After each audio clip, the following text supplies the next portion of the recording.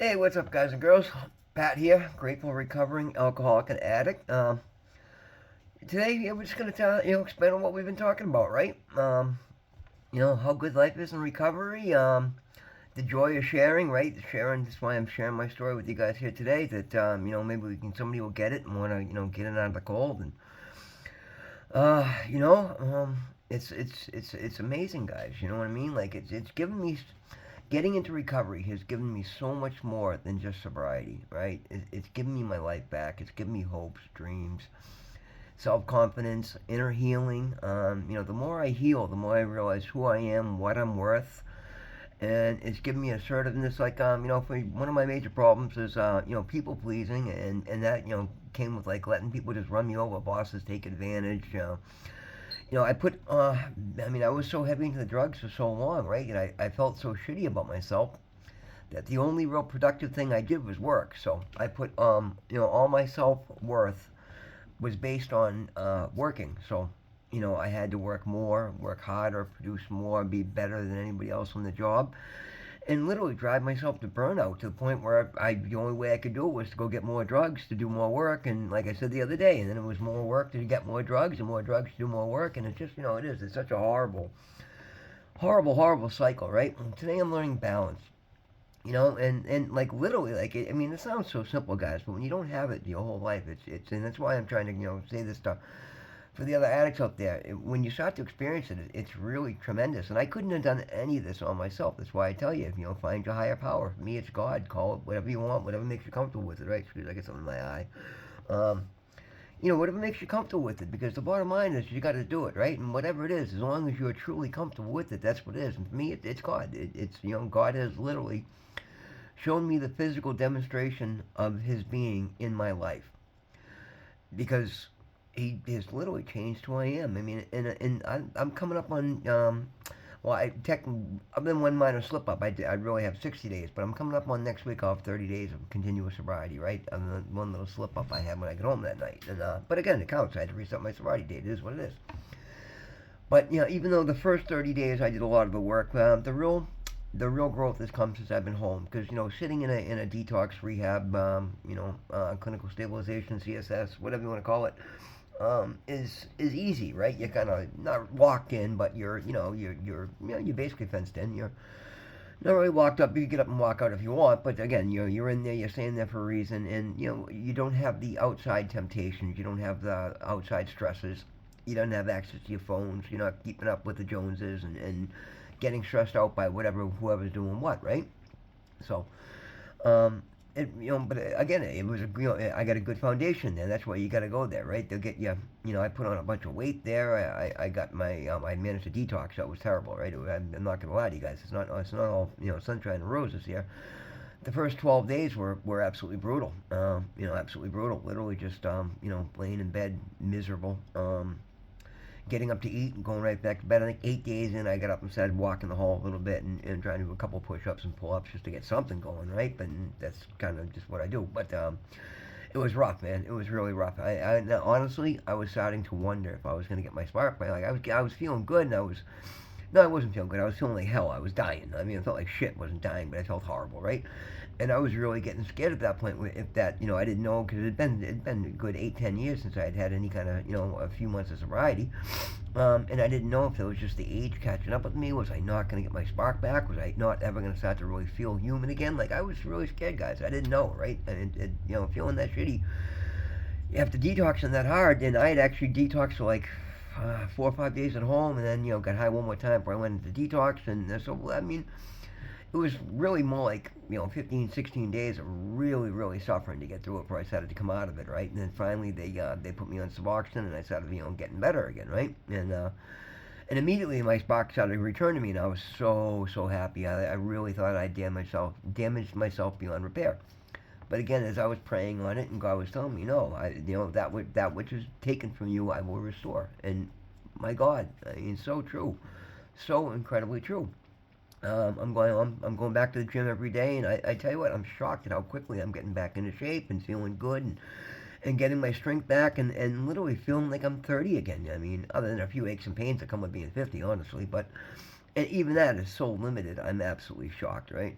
So Yeah, where was I? I don't even know. But yeah, just all right. So really, the true test of or the true finding out who you are is when you get back out in the real world. So really, this last almost 30 days has been just mind blowing, and I can't believe it's only been 30 days, guys. Like it's been a lot of work. Don't get me wrong, you guys. If you're gonna get the results that I've gotten, you're gonna put in some serious work. But it's so rewarding. It really is. It doesn't even feel like. There's moments it feels like work. But as you get a little bit of momentum going, it literally is so easy, guys, because you're working on yourself. You're starting to feel better, and as you get a little bit of healing, you start to feel good. You want to get you want to feel better. It's just like chasing the drug, guys. Really, honestly, now I'm chasing just honest, real healing goodness because I feel good being finding balance. I quit my job because it was just too demanding for too little pay and just too much to deal with, and it wasn't giving me the time that I need for recovery, and that's what it's all about for me right now is recovery. Recovery is going to be, some sort of service and recovery is going to be the rest of my life because this is who I am now, and what I don't know what exactly the future holds, what shape or form it's going to be in, but that's what it's going to be all about because again, as I'm finding what I care about, it's giving back and being engaged with people and being able to help people, and that's what I'm going to do. The better I get, the more I'm going to be able to help. Because, like I say, you can't pour from an empty cup. So as my cup is getting filled, I'm going to find more and more ways to give back. Whether it's I don't know. It remains to be seen, right, guys? But it's going to be some sort of healing work. That seems what I'm in alignment with, right? So that's what I'm going to do, and I'm still looking into that. I'm still learning every day. But again, I'm finding all my answers are coming from prayer and meditation, and still blows my mind to think actual getting into meditation and seeing results. I'll give you a funny one, guys. I've never been able to recall my dreams my whole life. Like I remember being like 8 or 10 years old, and somebody talked about dreams, and I was so upset because I'm like, oh, I'm getting robbed. I don't have those. And of course, everybody dreams, but I have no dream recollection. So one night, a couple weeks ago, I'm like, you know what? Let me find a guided meditation on lucid dreaming, right? And when I meditate, I typically fall right asleep anyway. So 10, 15 minutes into a 2-hour meditation, I'm all cold, but the headphones stay in, and you're still getting the benefit of it, right? Well, as soon as that meditation, I think it was like an hour and a half long meditation. As soon as that meditation ended, I was shaken awake, like somebody was physically in my room shaking me out of my sleep, and it was literally the dream that I was having. But that's how lucid and intense it was, and like this is like a first for me, guys. I don't remember my dreams. I have no dream recollection at all. It freaked me the fuck out. It was great. I'm like, wow, this meditation stuff really works when you put everything you have into something. And again, you can't expect the first time. I've been doing it for every night or a couple times a day, throughout the month. But I'm spending the time, and that's my point. Is I'm chasing the things that matter, my medical appointments, my dental appointments, my dermatologist appointments, my recovery appointments, my recovery coach, my AA meetings, NA meetings. Sublocade, the OBAT clinic over here at Boston Medical Center, they're fantastic. They call me once a week just to check in, see how I'm doing. Like they're really great people. And so I'm saying, guys, there are resources out there today that are mind blowing. Like people really care because this addiction crisis is literally an epidemic. It is brutal, right? And it's killing people left and right. And you guys know, I mean, how many people do you know have died? Like in the last 10 years, it's got to be 30, 35 people that I was hanging out with that are dead now, right? I mean, it's terrible. Probably a lot more than that, honestly. It's probably more close to the number I've seen die. And it's horrible, man. That's traumatic, right? There's serious trauma that comes from that. But as I continue to pray, meditate, work with therapists, work with doctors, take care of my stuff, that stuff's all going away. I'm forgiving myself for my part of it. I'm forgiving myself for the traumas that I've been through, the traumas I put myself through, for what I've done to other people. And, if I decide to get into step work, we'll deal with that stuff when we get there. But again, it's one day at a time, and just the benefits are absolutely shocking. Like I'm learning to live an actual life again, and I'm getting into the spirituality thing. Amazing. Like it's literally like I'm a completely new person. I didn't know what I was into. I didn't know what I like. Like I said, that was one of my big concerns going in. I'm like, I don't know what life's gonna look like because I don't know what the fuck I care about anymore. It's been so long since I had an opportunity to actually think about what I wanted, what I cared, and be able to put myself first. And that's what I do now. And again, it sounds like I'm being super selfish, but I'm not. I have to fix me before I can help I can help a lot more when I did, the more full and fixed that I am, right? And I've denied myself anything that mattered to me for so long that literally, and this is what you got to do for yourself. You got to find out because you got to fix you to be able to survive and stay sober, right? Never mind survive, thrive. I'm starting to thrive. Like my life is taking off, and I'm so appreciative, man. The amount of gratitude I have for just daily life is shocking, right? It's like I couldn't I couldn't have begun to dream it was going to get this good, and it's because I've found faith. With faith comes hope. So find your higher power, have an honest, conscious contact, an honest conversation with it. Start to heal the things that matter to you. Start to find out what you're really mad, what you care about, right? Because you'll find a lot of that shit's going to change, right? The things that you think are so important now, you get sober, they just don't. You got to leave it behind. And unfortunately, guys, take anybody you can with you. Obviously, you want to help as many people as you can, but understand that, if somebody's refusing to get help and you're getting help, you're going to have to leave people behind. I've literally, in order to obtain the new life that I'm getting, I've had to lay down everything, relationships. I didn't really have any friends, but, just everything, man. Job,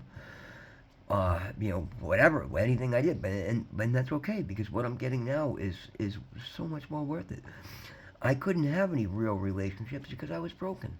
I was projecting my fears and insecurities on people and then, pouring love into people that weren't treating me right because I was just broken and wanted attention, right? And, as much as I have so much love for the people I was, around during those times, if you're not where I'm at, you can't come with me, and I'm sorry for that. And I just hope, I wish everybody the best, and I want them to heal, and I'll do anything I can, as long as it doesn't jeopardize my sobriety.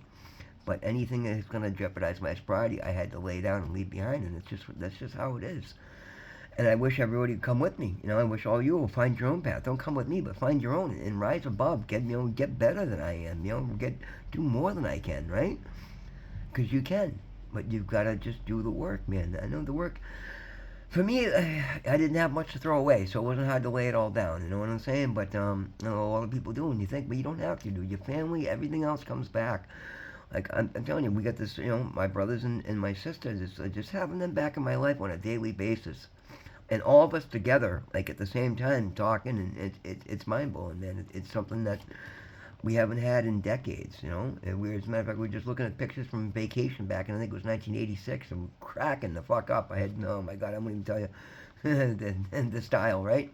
Anyway, guys, just, give yourself a shot. This is so worth it. And these things we talk about don't just apply to addicts. Anybody else that's watching these videos, like, if you want better things in your life, look at the things that bother you and realize where they're coming from and pray on it and think about it and meditate and just expand your world. There's so much more than we're just scratching the surface of what's really going on and what's really out there, right? Expand your world, expand your mind. Remember, if nothing else, positivity. Stop taking the negativity that comes at you and spewing it back out as negativity because that's just poisoning the world. And if you can alchemize that pain into love, everything changes. The world around you changes. You change, and that's the most powerful thing you can possibly do. So if nothing else, just try to give that a shot, right? And see what happens. Give it a shot for a month, and if nothing changes, then go back to being an asshole if you want. But it's not going to happen because literally good shit will start happening. Guys, please get into a detox, get into a program. I've linked my email. I didn't have that on my on the channel. My email's there. So if you need some help and you don't want to put in a public comment, then email me. All right, my email's there. I'll see what I can do. We'll do it together. Come join me. Talk to me. We'll start a little AA, NA meeting between ourselves. Whatever it takes, anything I can do to help you guys. This is literally what I'm here for. This is why I quit my job, so I can have time to do this stuff, okay? Guys, God loves you. I love you. Have a great day. Be safe. Please get help. I will help you if need be. All right, thank you.